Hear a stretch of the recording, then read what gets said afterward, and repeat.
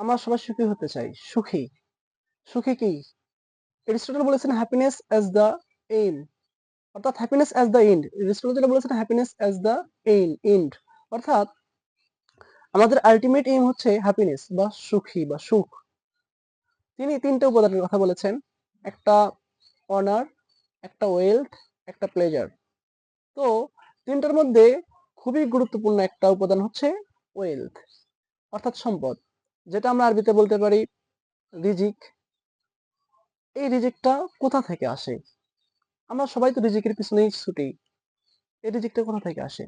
আল্লাহ তাআলা বলেছেন, "ওমা মিন দাব্বাতিন ফিল আরদি ইল্লা আলাল্লাহি রিজকুহা", অর্থাৎ মহান আল্লাহ তাআলা বলেন, "There is no living being in this world whose sustenance is not responsibility of Allah."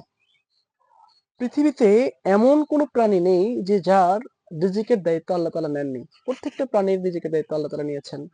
এখন এই রিজিকটা পাবার উপায় কি? আল্লাহ তাআলা আমাদেরকে কিভাবে দেন? এবং কিভাবে কি করলে আল্লাহ তাআলা দেবেন?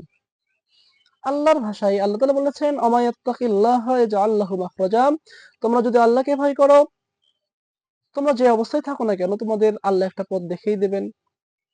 ওয়া ইয়ারযুকহু মিন হাইথু লা ইয়াহতাসিব, এবং তিনি এমন জায়গা থেকে তোমাদের রিজিকের ব্যবস্থা করে দেবেন যেটা তোমরা কল্পনাও করতে পারবে না।